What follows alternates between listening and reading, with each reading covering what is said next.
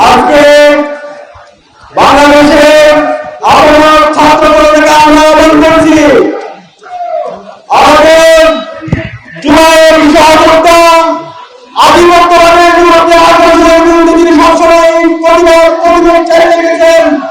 আমাদের সকলের প্রিয় শহীদ উসমান হাদির জন্য বাংলাদেশের ছাত্র জনতাকে রাজপথে নামতে হবে। বাংলাদেশে আর দিল্লির এজেন্ডা চলবে না, বাংলাদেশে আর আধিপত্যবাদ চলবে না। বাংলাদেশে আমাদের ভাই উসমান হাদিকে যারা শহীদ করেছে সেই দিল্লির দ্বারা সবুজ পালন করা হবে। বাংলাদেশের প্রতিপক্ষ খুনি হাসিনা এবং তার দুর্বলদেরকে যেখানে পাওয়া যাবে সেখানে তাদেরকে প্রতিহত করা হবে। খুনি হাসিনা এবং তার দুর্বলদেরকে আইন শৃঙ্খলার বাইরে হাতে তুলে দিয়ে আইনে আমাদের নিয়ে আসতে হবে। ওসমান হাদি ভাইয়ের উপর হামলায় যে সমস্ত সন্ত্রাসীরা জড়িত আছে, যারা পরামর্শদাতা আছে, নির্দেশদাতা আছে, ইঞ্জিনিয়ারিং মধ্যে ঘাটতি মেরে যারা বসে আছে, ইঞ্জিনিয়ারিং মধ্যে যারা আছে, প্রত্যেককে স্বাধীন বাংলাদেশে বিচার আমাদের ওসমান হাদি ভাই শহীদ হওয়ার মাধ্যমে বাংলাদেশের সার্বভৌমত্বে আঘাত এসেছে, আমাদের দেশের সার্বভৌমত্বে আঘাত এসেছে, বাংলাদেশের জুলাইয়ের পরবর্তীর উপর আঘাত এসেছে। বাংলাদেশের জুলাইয়ের পরিবার ঘরে বসে থাকবে না। শহীদ উসমান হাদি ভাইয়ের বিচার নিশ্চিত করে আমরা ঘরে দিব ইনশাআল্লাহ।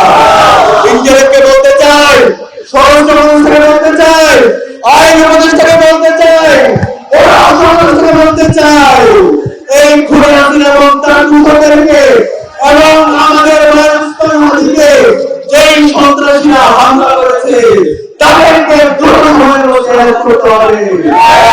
দিল্লিতে যদি পালিয়ে যায়, দিল্লি থেকে তাদেরকে নিয়ে আসতে হবে। আসতে পারেন তাদের পররাষ্ট্র উপদেষ্টা আপনাকে কন্ট্যাক্ট করতে হবে, পররাষ্ট্র উপদেষ্টা আপনাকে কন্ট্যাক্ট করতে হবে, আইন উপদেষ্টা আপনাকে কন্ট্যাক্ট করতে হবে। আমরা আর ছাড় দিব না।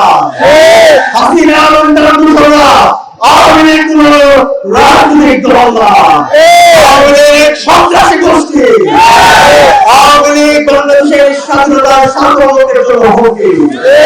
আওয়ামী লীগের দুর্বলদেরকে কালচারাল ফেসিলিটিকে রাজনৈতিকভাবে এবং সামাজিকভাবে বৈকল্য করতে হবে।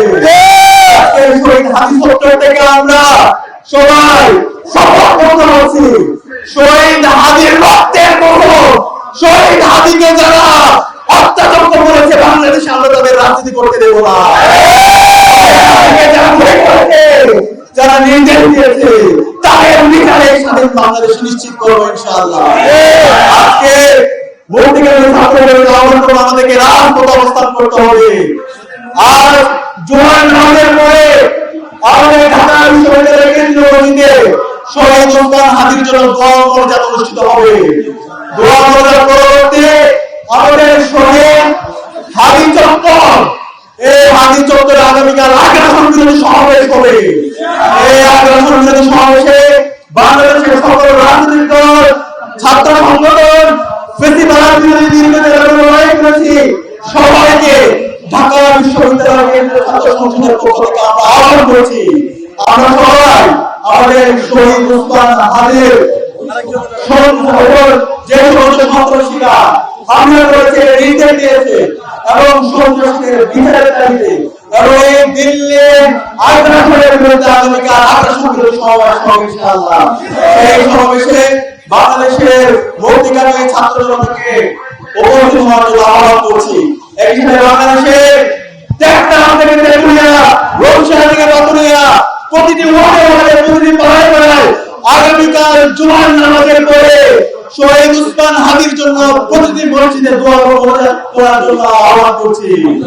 এই সাথে দোয়া করে প্রতিটি মসজিদ থেকে আগ্রাসনের বিরুদ্ধে, আধিপত্যবাদের বিরুদ্ধে আগামীকাল বিক্ষোভ মিছিল সমাবেশ আয়োজন করার জন্য আহ্বান করছি।